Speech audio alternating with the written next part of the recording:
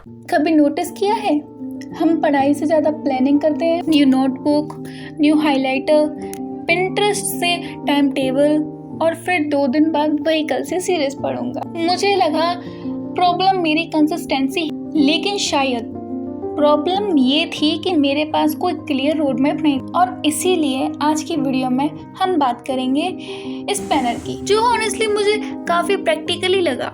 ये कोई magic planner नहीं है, ना ही इसे फॉलो करके नेक्स्ट मंथ सिलेक्शन हो जाएगा, लेकिन अगर डायरेक्शन चाहिए तो शायद ये काफ़ी हेल्प कर सकता है।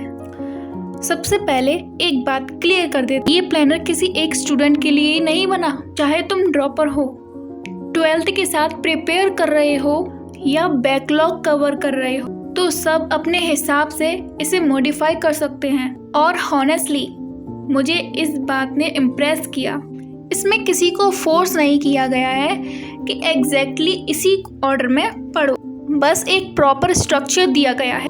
बाकी कस्टमाइज करना तुम्हारी रिस्पॉन्सिबिलिटी बनती। मैं शो कर रही हूँ जुलाई का प्लान। जुलाई का प्लानर देखते ही मुझे सबसे पहले जो चीज़ अच्छी लगी वो थी क्लैरिटी। रोज क्या पढ़ना है, कितने MCQs करने हैं, कब रिवीजन करना है, सब ऑलरेडी प्लान है।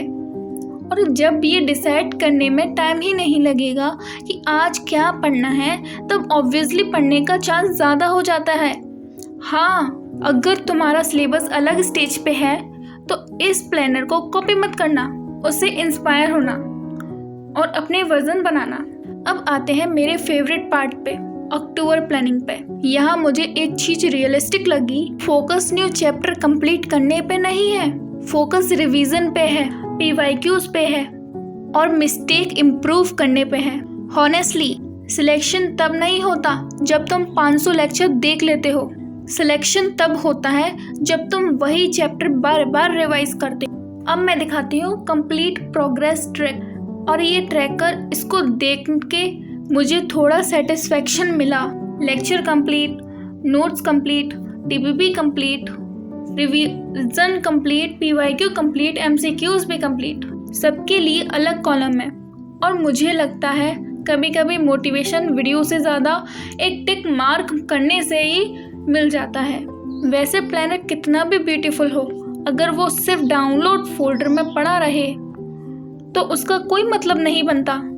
और अगर एक नॉर्मल नोटबुक में लिखा हुआ सिंपल टाइम टेबल भी कंसिस्टेंटली फॉलो हो रहा है तो वही बेस्ट प्लानर है।